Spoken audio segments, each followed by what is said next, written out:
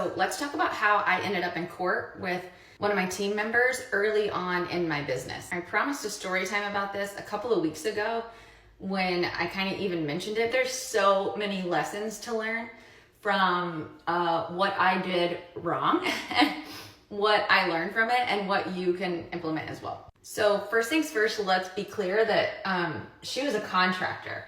So she was not an employee. It was early in my business, but late enough that I feel like I should have known better. If I'm just being super transparent, I feel like I should have known better. And that's why when my students come into my program and they're like, yeah, I know I should have, my staff should be employees, but then there's payroll taxes and there's all this stuff and it's fine, I'm just gonna keep them as contractors. And I'm like, don't do that. Don't do that. To be honest, the main reason now that non-competes are not a thing for employees, the main reason I would tell you to have employees versus contractors is, one, most of us legally, if you were to be audited, should have our staff as employees by the IRS guidelines, but also because if you want your employees to commit to you, it's really important that you commit back to them. And so in this case, one thing that was challenging is that she was a contractor. Like, she only got work from me when I had it to give. So I had no necessarily commitment to her, and she didn't really have one back to me. Now, that said, there's some moral law that was crossed big time here. But from my perspective, like, what I know I could have done better was to make it clear what was okay and what was not okay. So I'm a young business owner. I think I was 3 or 4 years into business. I was a young mom, and in that period of time in my business, I worked late most of the time because I had little kids. So during the day I was running around, and at night I would get on my computer, and I can still remember what I was wearing, what I was doing, what was on TV. Like, my husband was still up, which was pretty rare, and I was sitting in our chair and I was checking emails, and I got an email from a bride. And she was like, hey, Brandee, I just wanted to let you know that I've had a really disappointing experience working with Blush so far, and I'd love to set up a phone call. Now, at this point in my business, we had a lot of clients, but I still booked every single one of them. So I knew the names of every single client that we worked with. And I didn't recognize this name, so I start looking through all of our files. I'm looking through every contract. I'm literally going through every email that I have, like, why do I not know this name? Who even is her planner? Like, this doesn't make sense. So I messaged her back, and I felt terrible, but I was like, hey, bride, I'm so sorry to even have to ask you, but could you tell me who your planner is and when your wedding is? She writes me back actually quite quickly, and she tells me who her planner is and when her wedding is, and I look it up and I still find nothing. But I did notice that one of my planners had asked off.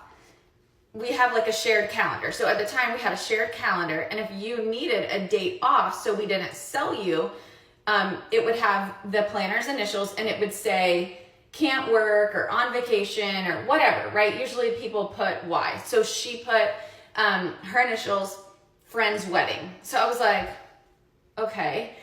And I didn't really think much of it, but I messaged the bride back and I was like, could you send me a copy of your contract? You guys, even right now telling the story, like, I feel like I'm shaking because I remember sitting there and just like all of the wind being knocked out of my entire chest.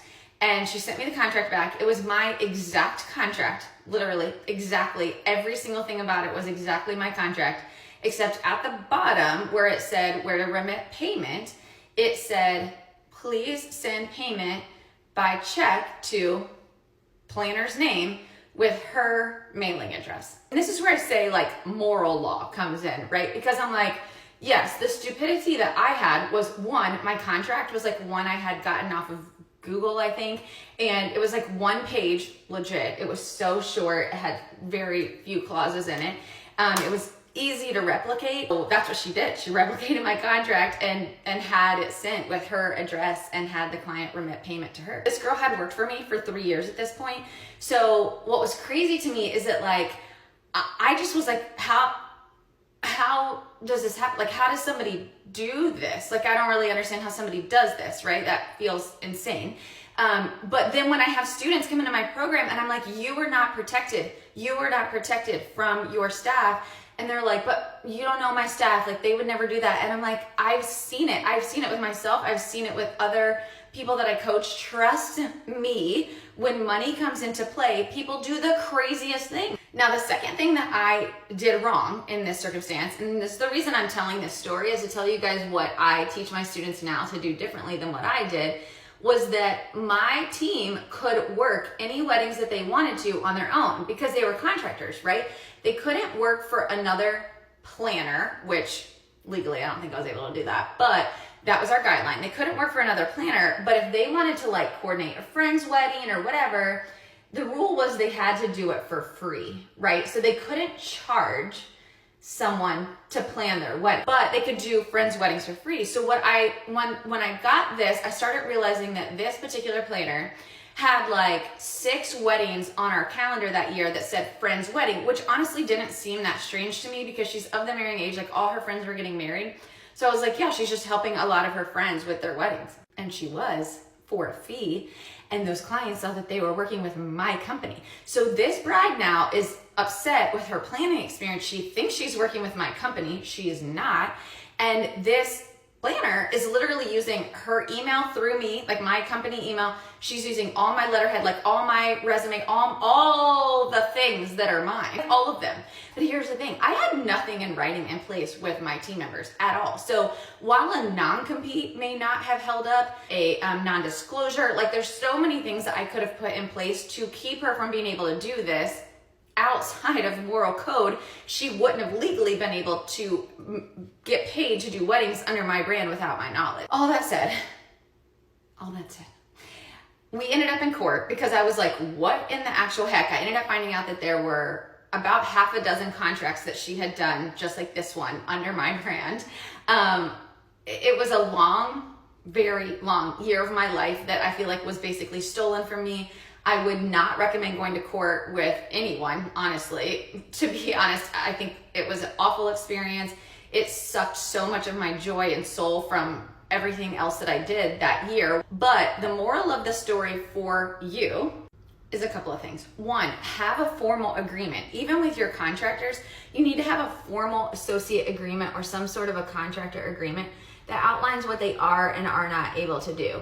Also, now on my team, none of my staff is able to work a wedding for any reason whatsoever unless there's a contract in place with my company. So even if they're doing a friend's wedding for free, there must be a contract signed between my company and the friend, even if it's for $0, because there's too much of a weird crossover. Like if they're doing it for free and they're still using my resume, like my letterhead, all the things, I want it to be done well. So if they want to do a wedding for free, we do it for $0. There must be a contract signed, non-negotiable every single wedding. Not to say there's a lot of things that I could have done better.